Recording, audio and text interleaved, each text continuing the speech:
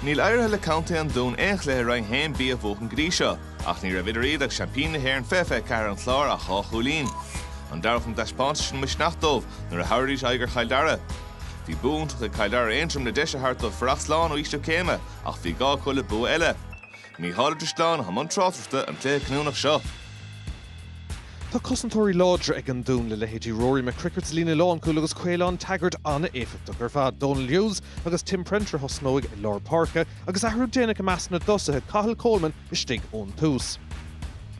Tá trí ahrú déanta ag banistíocht Cill Dara den cléthe seán i chéad ceann sa lína lán cúil le Conan Boran istigh ón tús. Paul Dolan agus Dara Gearan hosnóig i Lár Parca agus tá dá ahrú eile déanta measna dosathe Cathal Dowling agus Muiris Curtin istigh ón tús. Anna chinúna gur fád don dáhéh raing hain bí agus well bháin bút go dtí se Cill Dara ní léon cean bút go fóil ag an dún ach buntáiste baile beidir go garró se sin dómhan sa trach nó na slú mór bailheisteach an ceantan éiscint an dún a ggéir teachtamach leis a gceann ása tá siad plúchta istí obair bhd déint an son ag Tim Prentre an ceansa choristeach ó Illing Har a bheith géir an son ach Har an trasnán an son ag a bhar Lár Parca. Chéad scór aimse má se an sa trach nóna. Samachta go deas an son ag Cill Dara agus Dan O'Mara dul ar nastín lán cúlaí an son sné Rian Boran. Immert astra go dtí an taobh hawl agus obair le déanamh hawl an son an cosint ag clúdach goach an ceantal go ar nas tá brúanis ar an dún agus tá seanson son an ceantal nadathe sa líontán ag Cathal Dowling. Cúl luach má se ag Cill Dara.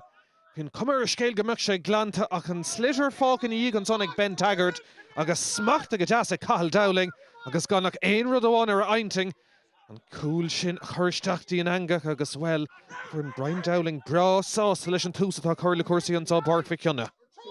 Se chun a rístíd ar nó comórtas Joe McDonough búte an nora agus iad ggéirigh tógant ar sin Dowling a ríist an fear contúirt a cúil ó cíanamh cúil ifar a dó an son ag Cathal Dowling. Cad é mar hús a go bhar sin nuair sé anamna le tosnú ag fuair sin banach déanaach agus má se bú é dhéanamh dhá chúl luach an son aim sé Cill Dara agus iad an áidfa ag tús na himmartha. Ní se chun Cill Dara ríist tá siad glán inúachtar le cúpla nómda nús. Smachta go deas an son ag Muiris Curtin ach níl duine an áidjóirí in aice leis an son agus ríist an numracha spáis tucha éascat na scórna sin a ghaimsú. Mór don dún a bheith níos cuaramí ó héh cosanta go dtí se chun Cill Dara ríist agus Dara Gearan. Ríist tá curchuige anna bhatha measc na dosan ceanta lasmachta istigh agus glanta ag a deirigh an dún scórna ag tastáil inis ón bhuair an baile. Dúireach an iad a hocrú. Seacht gúlíonn mar aras bargus a Tomán tríd an Lawrence an tá Caoileán Taggart fear chun inspiráid a hartas na himmarthirí eile agus déanta gus nast an son ag Taggart. Hastig se sin uthe. Bhearn ar nastíon dó chúil sin a ríist. Nis deis ag Jerry Keegan well tá fáid le taisteal agus Illing géir go maithaige ach déanta agus nast an son ag an lán tosaí agus a ríist go leor immerthirí a taspáint go maith a Cill Dara sa trach nóna. Brúan son an réid tóir teachtasteach an son agus hí sé sin ord go maith agus dín go maith an son. Cíbhid an son teachtamach Ben Taggart agus teach trast an son i Dowling ach an son Bert Plúcha istigh agus an cinenne atá ag an réitóir an son ná carta Dara Díreach an son má se Jack Sheridan díbre don Farc agus bhí sé ard go mátá fear an dún fós sínt an son má se cethirtíag gona cúgartíag an son ach ar chlár na scór Cill Dara i bhfad níos fear go dtí seo in san cléthe. Clippert an son agus an réitóir Céimean Flynn lícinn an immer teachtar ag an son agus glanta go maith an son ag Cian Boran. Fad go leor leis sé ceann son agus tá sé gcéthe go dara. Sár chúlín eile an son de Cill Dara.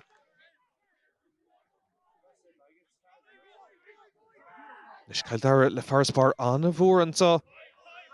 Agus be sé ggéirigh tógantar sin bí cinnte gáfuointe stratha Har a bheith luachfar ar fáil agus an fear contúirt ag teach tríd a ríist. Dowling gá cúil sa chéad le agus an tríú cúil inis sé Cathal Dowling.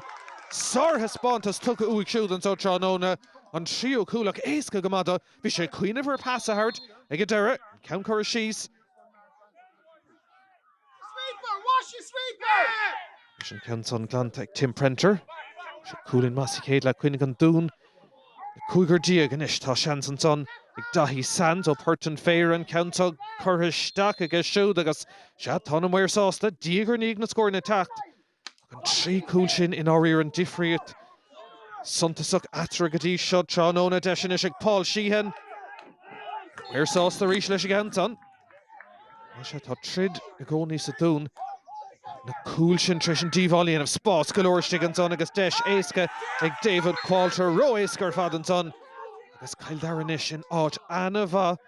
Tás tí nua fannacht a rang a héin bí go cinnte tá contúirte stig an son agus tá slitter ag a deire críicnathe isteach sa líon tá Tom McGrattan a fuair an teangaháil déanaach son leis. Ach, chuir sé crutní seár chlár na scóir sin eile. Ritor ag lurg slitter agus sinna an adó Gerrig Shaitan tá máise Buaicphointí sratha Harbheith luachfar ag Kildare iad an uachtar an sá 3-4 gine héna 3. Bhí tús anláidir going leis an gá cúil an sin ó cathal. Bhí siad an tábhachtach mar bhí mar ag immert leis an ré sa céad leat bíon cluichí an congrach adring agus an dún an tamar fad ach bhí dobrig na lads go dtín an sin sa Darla agus formar an bua chuig sa dia.